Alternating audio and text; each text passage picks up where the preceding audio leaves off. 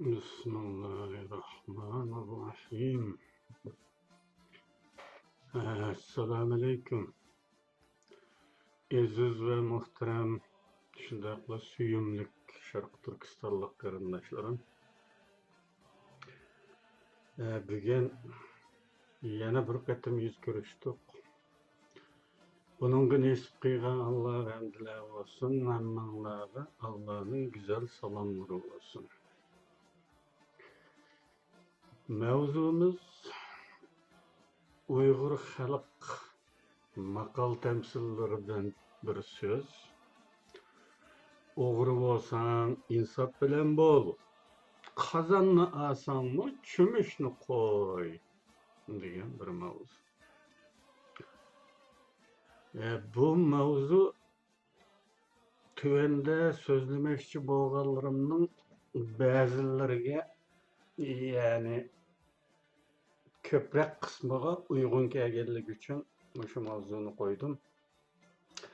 Ama bu mavzu aslida bir az taqdim bag'din dash qaynaq paran qilaman sizlar bilan. Şuna ba'zi gaplar ba'zilaringizga tushuniksiz tuyulishi mumkin, ammo u so'zningki obyektlari uni o'zi tushundi. Hozir sürgün dokument haqidagi nomussuz qaralashlarda sap tutib kelayotganlarning ko'nillari jimiqib qolgandek qiladi. Ben shuna ko'rdim bemezgil. Jimi hujumchilikni mustaqilchi nom bilan diqqat tortib sanada ko'rinib olib, oqidan chumbartisini etishga boshlagan yeni to'pqa o'ddiga berib o'tib oramga chiqqandek bilinayotgandi. Kona mesxirbozlar, kona töhmetxo'rlar, kona hujumchilar. Bu yenilarga o'ddiga berib o'tib o'zi oramga chiqqandek bilingan tumana. Belkim men bu to'r kuzishga belki vaqt ajratolmaganlikdan ko'rmay qoldimmi, bilmayman. Ishqilib shu yeni o'ddigarlardan boshqalar hukumatga qarshi zaharxandlikini to'xtatgandek bilinayotgandi. Bu yeni yaşlarımı qo'l yetmagan shaptal achchiq turida zaharxandlik qilishyapti. Yaqinda yana hukumatga qaratilgan hujumlardan hukumatning soni haqidagi rasvosi chiqqan nomussiz iddaolardan bir nechasiga ko'zim tushib qolishi bilan aslida tuhmatchilar dam olishga chiqqandikin bo'ldi bo'lsin bo'la deb tashlab qo'ygan bu mavzuni asli burun hali uzun zaman ilgari so'zlamoqchi bo'lgan bu mavzuni unutilib ketibdimi? Hala dam olishga chiqqan bo'lsa buning bo'ldi hojati yo'q. Ma yeni yaşlar bir mezgil kapışısı keyin ağandı to'xtaydi de.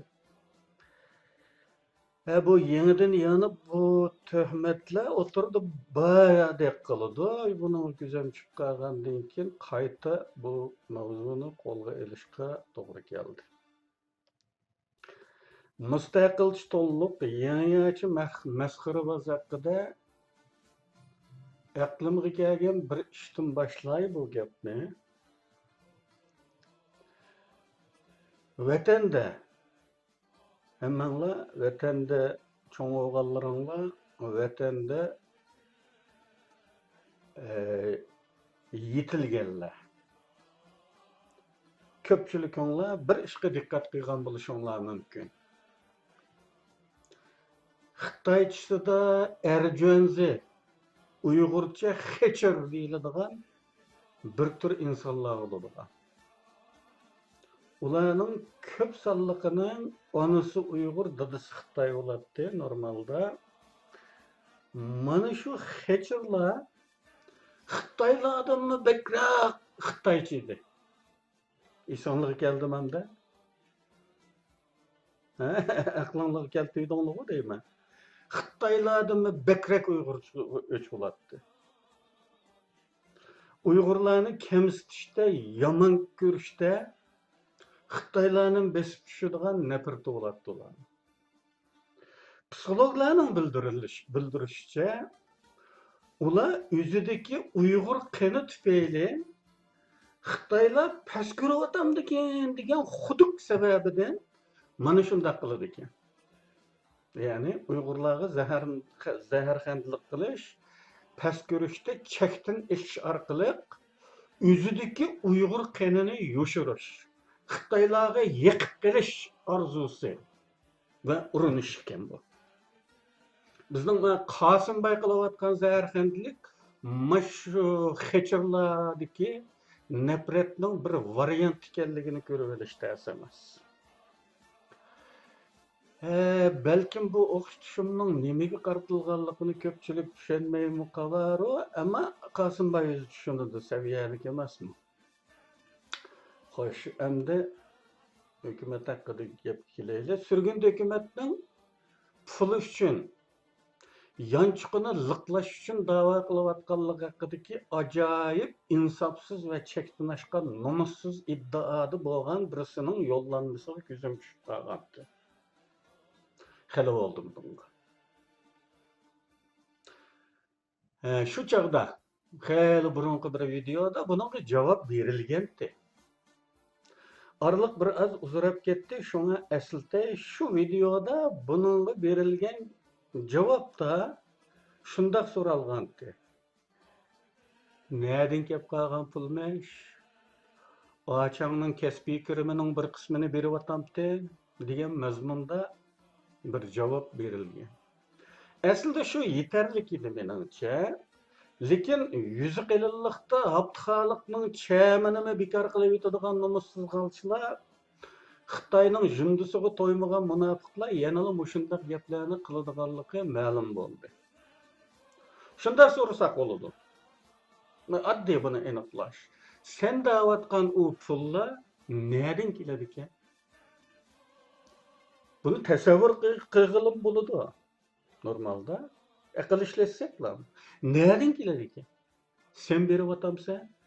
Tabiiyki buncha yomon ko'rgan bir qurilishga pul vermaysan. Sen bilan o'xshash fikrdagi munofiqlardanmi so'rab baq. Ular berib otamdi ekan. Ondan ağaç sınırlarım olsa ulardan mı so'rab baq. Ular hali fikrimdan pul ajratamdi ekan. Xo'sh, senmi munofiq ham tavoqlaringni bermayotgan bo'lsa, nereden keladigan bu pul? Aqlingga eshak siyib etmagan bo'lsa, obdan o'ylan, mantiqliq bir javob topa olaysan. Töhmet o'qishga kasbiy alayidliklar munofiq bo'lgandan keyin buni bilamiz, ammo mavzumizda naqlingan tamsilimiz bor-ku. O'g'ri bo'lsang, insof bilan bo'l. Qozonni asangmi, chumushni qo'y deydilar. Ko'ngildan kelayotgan bir tamsil. Demak, o'g'ri bo'lgan taqdirdami yana ma'lum darajada insof bo'ladigan ishga emasmi? Shuningdek, tuhmat to'qsonlimi kichikgina insof bilanroq to'qsonlar ekan deyman. Ey Xitoyning jundisiga sizik bo'lgan munofiqlar. Hukumat mustaqillik g'oyasida tushuntiradigan bo'lg'achqa hech qanday yerdan pul kelmaydi. Bunda siyosiyga aralashgan har qandig'inglar biladigan bir ish bu, bilmaydigan ish emas. Hukumatdagilar safar qilsa o'zining yanchiqidan sarf qiladi. İşenmesen sendek munofiqlar tarafidan 3 qilib olingan, 4 qilib olingan yoki 5 qilib olingan boshqa ko'piya hukumatlar bor. Badavot sen bizga ko'mayotimiz-da o'tirdi. Ammo sen badavotgan ekan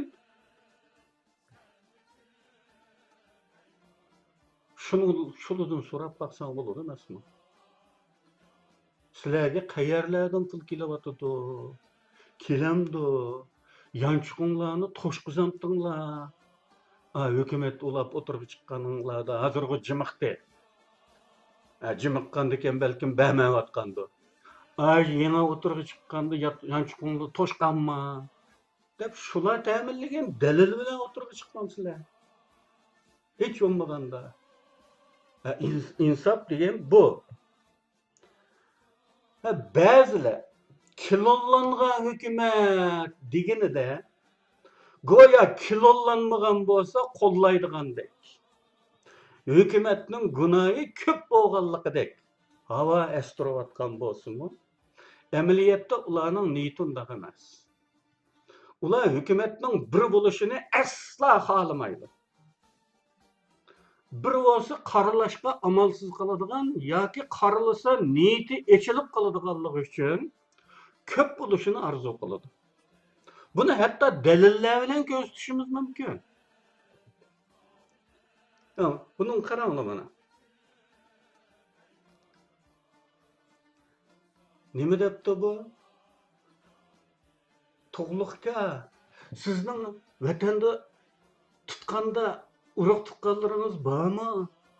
Sizlarning rahbarliginglardagi surgun hukumatni bir yetaklab, bir amaliy harakat boshlab, bir qulinglarda ko'k bayroqni, bir qulinglarda izdirikini qilolmayotgan urug' tuqqanlaringlarning rasmini ko'tarib, Oqsaroyning oldida yoki Xitoy elchixonasining oldida izchil namoyish qilsanglar bo'lmamdi. Yozma orqali emas, harakat orqali ulgu bo'lib o'qidinglarmi? Qanday ekan?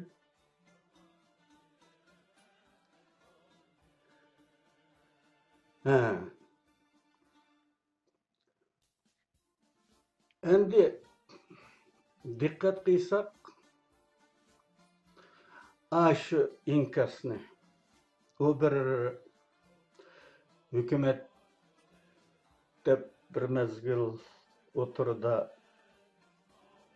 hukumatlik iddaosi qilib, keyin buning oqmaydiganligini, o'zlarining razil bo'lib qoladiganligini pam etgan eng aqlliq bir to'p. İnsaf bilan o'tirdan chekingan va iddaosidan voz kechgan bir to'p.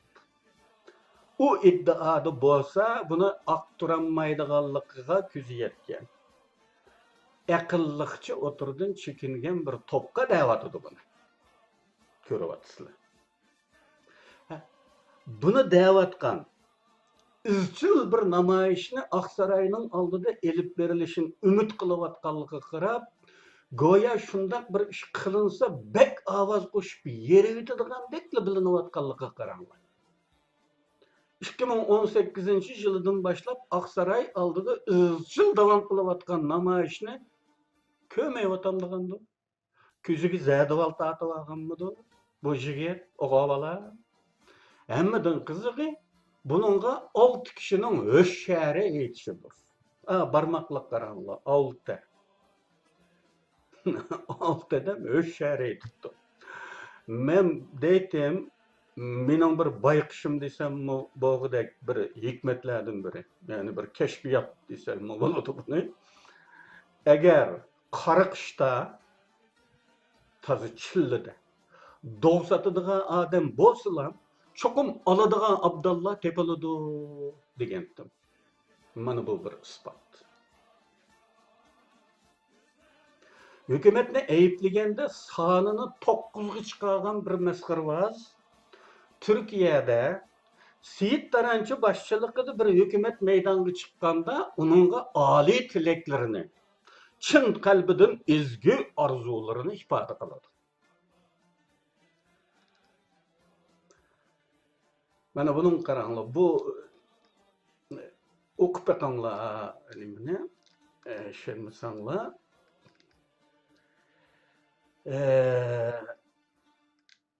buni o'qiy olasizlarmi? O'qib berish kerakmi? Ezgu tilaklarini izhor qiladi. Hargizmi yetarlik sonda hukumat botulsa, uni bir qilolmagan sira sen nima qilib yuraysan ayama deb ayiblamaydi.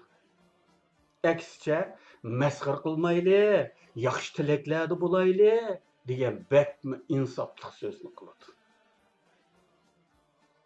Aslida uning hukumatga qarshi zaharxanda hujumlarga qaralsa, u yana bir yangi hukumat maydonga chiqsa texmi bir g'azablanish kerak emasmidi?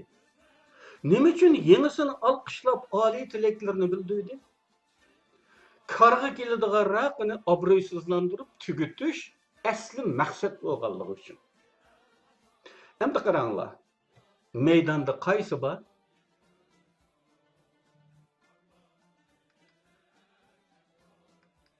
O'tirdi ko'rayotganinglar qaysi?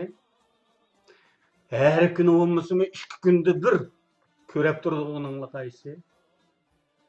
Aylıqı vatanperver ot yürek yigit ümitlerini yüklegen hükümet bağ mı oturdu? Oğlum, muşu yigit çıkımız, muşu tilek ümitlerini bildiğen Ali Kur'an'ı yazıvatkan çağlardılar oturdu görünmez bop bolgan.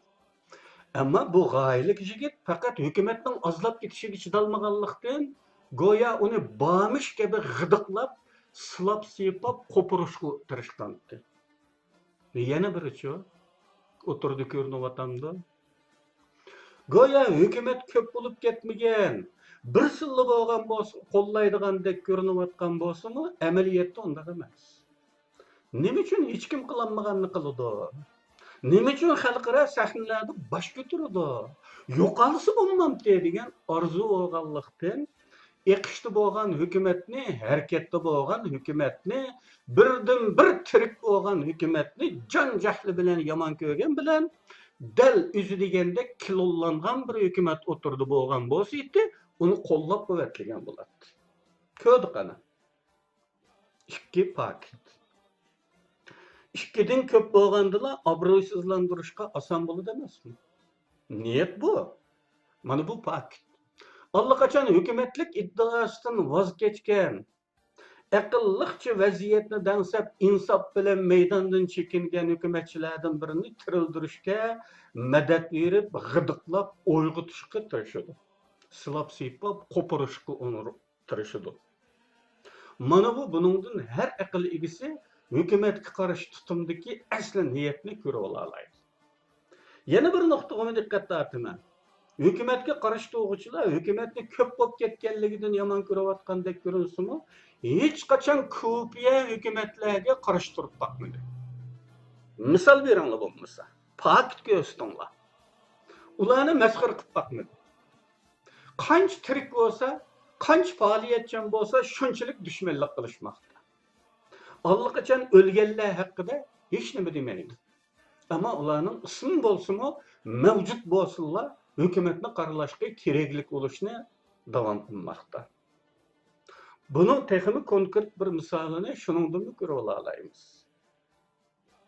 Ma'mtimin a'la burun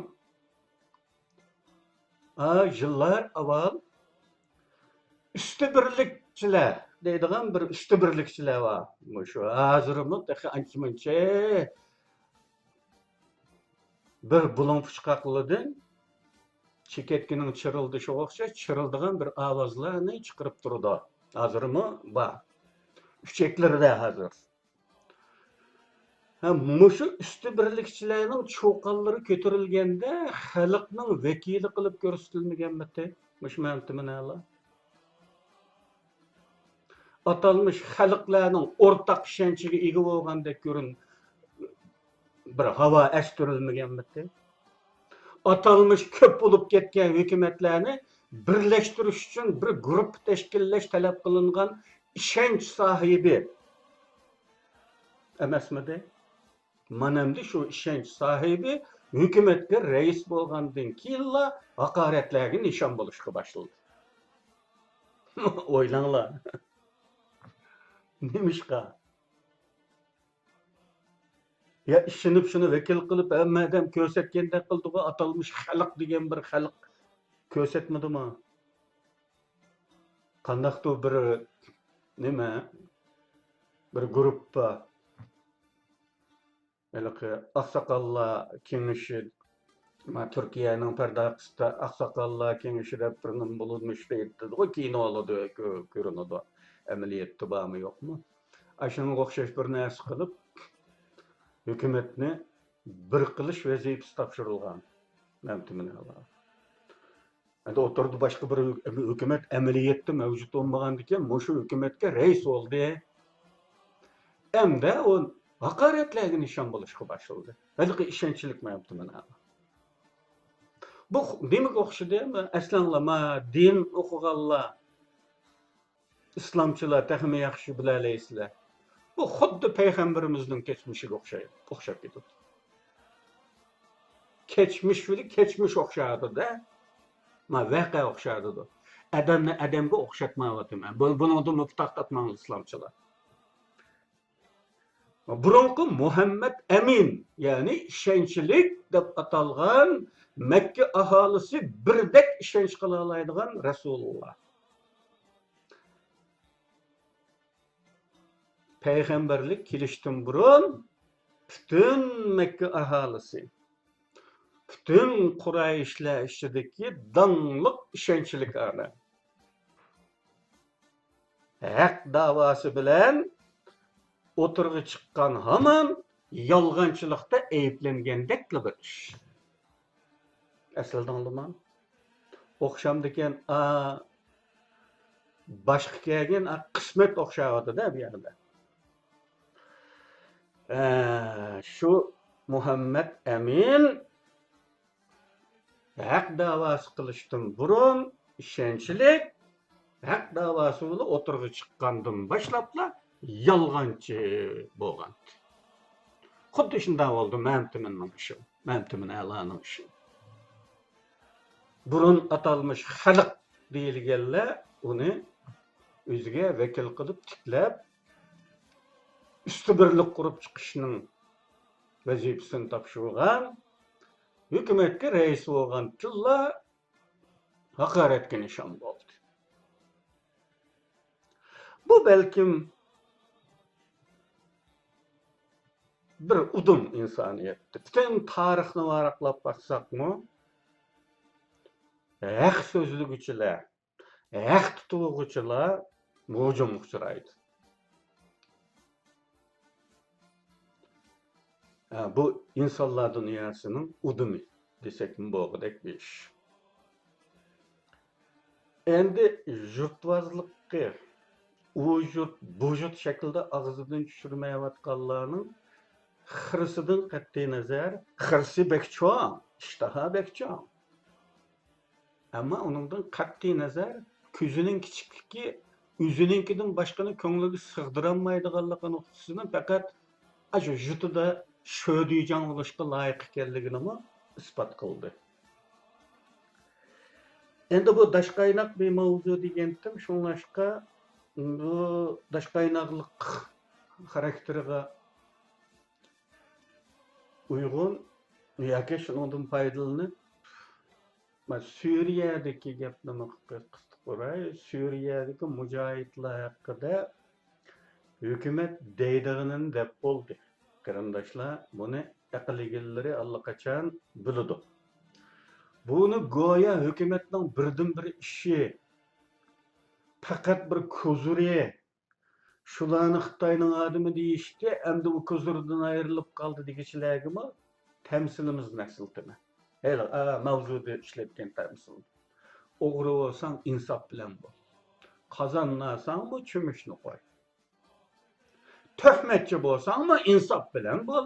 Kichikgina bo'lsa-mu nomus tuyg'ung yo'qolmagan bo'lsa, hukumat da'vatgan, hukumat sahib chiqayotgan, hukumat sezgurlik bilan javob berayotgan, hukumat sezgurlik bilan raddiya berayotgan, boshqa ishlarni ko'zing ko'rsin. Numussuz mushukka qaznaqning ishga o'choq degan tamsildagidek bo'lma. Bu deydig'im. Bu fursatda kasbiy tillamchilar ichidagi atalmış islomchilar haqida bir necha og'iz gap qilib o'tay. Atalmış islomchi dedim. Nima uchun atalmış dedim? Chunki rost islomchi bo'lsa tuhmat to'qimaydi. Hatto mening videolarimni ko'rmaylam. Birlarining o'z ra'yi bo'yicha dabbagan asos qiliblar, mujohidlar tillaydi deb o'zlari tillashga boshlaydiganni kasb qilib olganlar balki. Ularning anglab bakmayla tuhmat qildiganligini ularning deganlaridan bildim. O'zining da'vatqindan bilinib qoldi. Men bekmi sert geplerini kılarmışman. İştan içidim. Mana bu ularning saxta islomchiligini dalillaydi. Chunki Qur'onda bir oyat var, men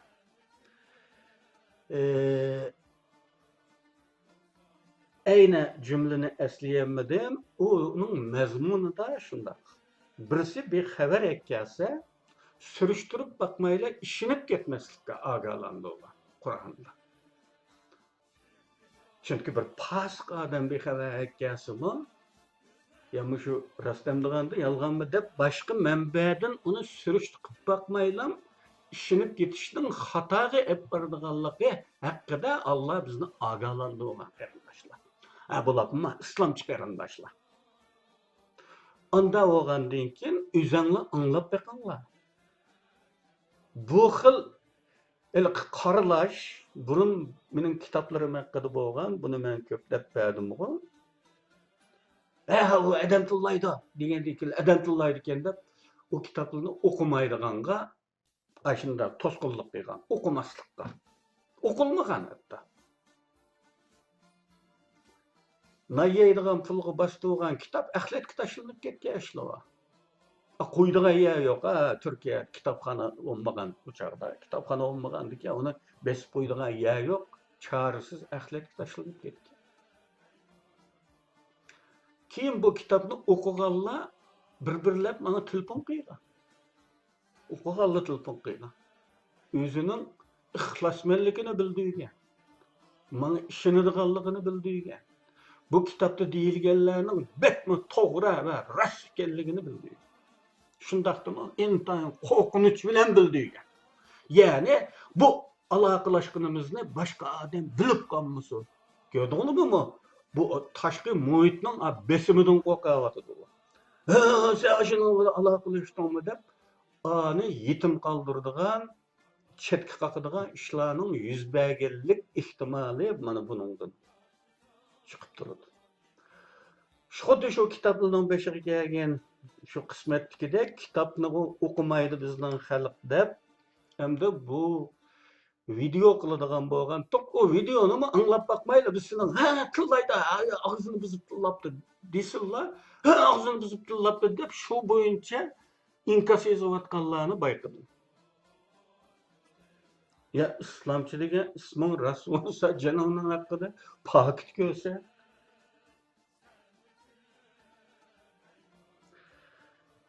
mana shundoq turib bu islomchilarning bu darajada insofsiz tuhmat qilishi albatta ularning qanchalikligini isbotlaydi. Men hech qachon mujohidlarni tillamadim. Hatto salbiy mazmunda gap qilmadim mujohidlar haqida. Faqat ularning boshlaridagi faili majhul kishilar haqida gumonlarimni deb keldi. Elimi bu qarashimda sabitmi. Bugungi kelganda ularning Suriya armiyasiga qo'shilib ketishi yoki qo'shilmasligi haqida gap yo'rg'iltayotganlarga bu qarashimni bildirib qo'yay. Suriya armiyasiga qo'shilib ketsa, eng oz deganda o'ziga foydali bo'ladi. Hayotidan xotirjam bo'ladi. Ammo Sharq Turkistonga yanada foydasi yo'q. Shundoq bo'lsa-mu, o'ziga foydasi bo'lgan tarafidan aytganda yaxshiroq tanlash bu. Qo'shilmasi qanday bo'ladi? Oldi bilan bunday bir tanlashi ixtiyorligi yo'q. Bir davlat hukumatsiz bir qurolli kishining mavjud bo'lib turishiga baribir yo'l qo'ymaydi. Agar yo'l qo'ydi degan taqdirda buning ne Sharq Turkistonga ne o'zlariga foydasi bo'lmaydi. Aksicha Xitoyning terrorchi o'yini uchun davomli xizmat qilishdan saqlanolmaydi. Bu fursatda shuni qistirib o'tib ketay, ba'zilaringlarga birlarining yo'llanmalari, inkaslari, javoblari, raddiyalari tomkasinlar.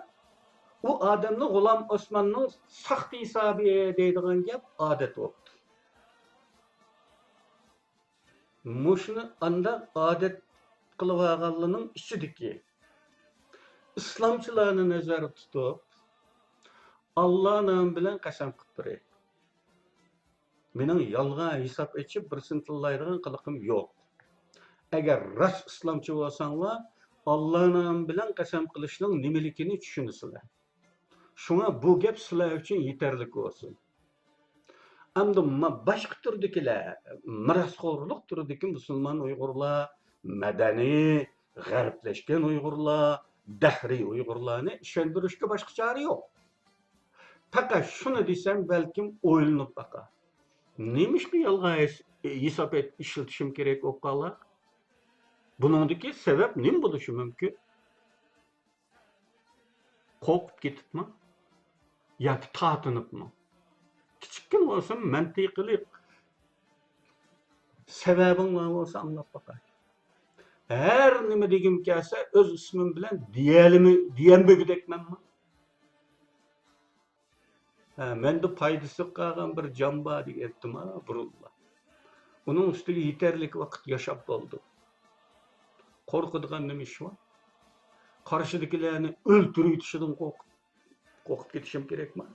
Yoki sud quyuradi deb qo'rqib ketaman. Tamamen mantiqsiz gumon.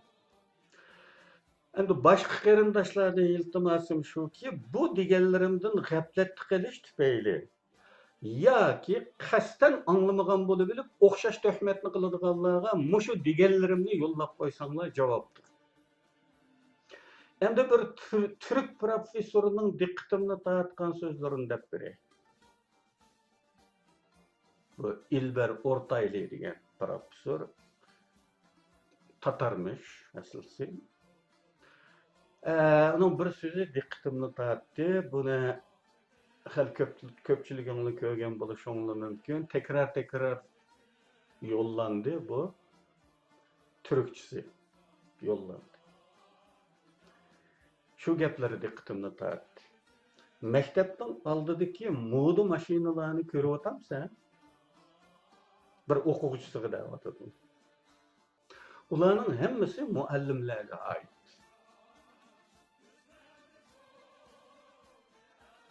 Universitetdagi muallimlarga oid. Yana kelib ular doim moda yangi ishlab yangilab turadi. Haqiqatan yangilashga ehtiyojlari bormi? Nima uchun? Ularning unvonlaridan qat'iy nazar, ularning ruhiy hala feodal sahrolikdir. Deydi. Kuchli ekanligini toplumga qabul qildirish. Ya'ni islzodlikini, oliy nasab, yuqori tabiiy ekanligini atrofidagilarga qabul qildirish uchun mana shunda havo astirishga majburdir. Mashinaning yangisini tutishini qolmay, her yil moda yangi ishlab turishindadir. Haqiqiy bir ziyoli hargizmi undaq refleks bilan harakat qilmaydi.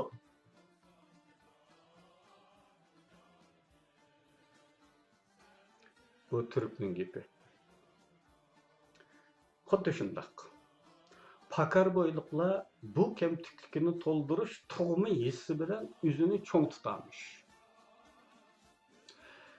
Aqli borlar o'zi muloyiza qilib kallasini ishiltib tushunuvasi bo'ladi bu so'zni nima uchun keltirganligini. Bu yerda, ya'ni biz yashayotgan mush muhitda, mush Kanadada, ya'ni mush Kanadada Afrikada kelgan ko'chmanlardagi havo, Afg'onistondan kelganlardagi havo, hatto 50-60 ming uylar deyilgan Falastindan kelganlardagi havo Türkning agibini isbotlaydi. Ziyoda boyvachchilik, ziyoda hashamatchilik, isrofchilik. Yani bu bir tür. Ama mening demoqchi bo'layotganim, mening buni tatbiqlanglar deb bu yerga qo'yishimdagi maqsad bu boylik, bu hashamatchilikka, bu soha emas. Uni o'zinglar har xil sohalarga tatbiqlasang bo'ladi. Yani bunu Uygur hayatıga ro'baro qilib kuzatib baxsanglar bo'ladi. Etrafinglardagi odamlarning haddi harakatlariga. Shuni ko'rsizlarki, sahrolardan kelganlar, qora qo'soqlar, qo'nuqini ziyolilar, Bulupmu bularning ayollar bölükide mana şu yoğunluk görgezmesi kılıştık şartlık refleksini görürsüler. Yani ilber ortaylı deydi bu. Kanda kıysan ki bir feodal sahralık. Çünkü hakiki bilim ilgisi maşinesi bilen acayip yaptırılgan üyü bilen yoki takılan cavahirat zinnet buyumları bilen toğurdun toğra seviyesi hakkında üzünü üzi bazağı selip lap etişler bilen üzünü göstişten numus kıladigan boludu. Kırındaşlar. Çünkü onun desmayesi maneviyette yatıdı. Bilimden işlep çıkargan mesulatı oturdu boludu. Yani bir mesulat işlep çıkardı o. Şuna avınındaki neslerini hiyalığını keltirmeydigan boludu. Bir ilim ilgisideki ortak alaydilik, üzü yaratkan yenilik, nazariye, iddiye ve başkalarını ilmi makale yoki adli desek makale deb ataladigan bir turda yazıqda ifade qila oladigan bo'ladi.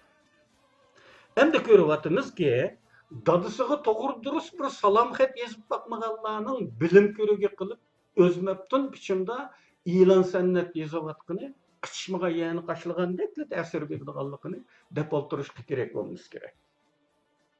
Xat yazishni mashq qilish yuzasidan dadangga bir salom xat yoz. Agar bir salom xat yozib qolsang, shunda so'rab baqasan. Salamdan sonra yetib ma'lum bo'lg'ayki, maqsad kelsak, ey dada, o'z vaqtida agar temir davomat bilan ko'rishish fursatың bo'lib qolgan bo'lsa, ko'rishamding yoki uning bilan munofiqlar ko'rishida deb ko'rishmamding. Bir so'rab baq. Bu xitini yo'llab o'tib dadangning javob xitini ko't. Nima deb javob berdikin? Uqib baq. Aqlingni joriy qila oladigan bo'lsang, o dadangning javobiga ehtiyoj bo'lmaydi. Ama aqling ijarada bo'lgandan keyin dadangning javobini kutib baq. Mana shunday qilib bu bugungi Daşqaynoq taqdim bag'din suhbatimizni oxirlashtiramiz. Allah hammanglarni niyet qilgan büyük ishlaringlarni qo'llasin. Yo'qolayotgan tangli ate hayatlık sahnesinden o'chirilish oldida turgan millatning bir a'zosiman desangiz ve beşimizga kelayotgan ve ati keladigan qismatni ko'ralayotgan bo'lsangiz qitg'urlik qilma. Qitg'urlik qilma.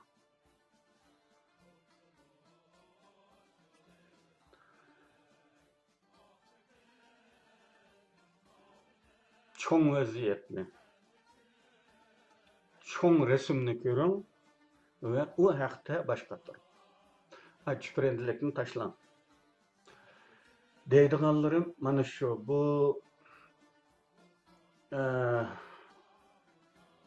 söhbetni e'lon qilishda bek ko'p ikkilendim.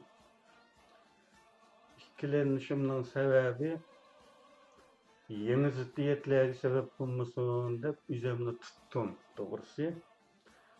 Ahiriste rastin desem üzemni tutanmay kaldım. Xuddi uluğu cevap veremeyotgandek, uluning bek to'g'rimish gibi bir havamı isip qiladigandak qildi. Bunun için ahiri e'lon qildim. Bunun baş ahiriga yarim yildan oshgan bir ish bu aslida. Konusu var, yeni gepler var, hemmesi Daşqaynoq oldu. Allah'ım onların selamet bilsin, yeni bir kıtım görüşkice hayırlı hoş.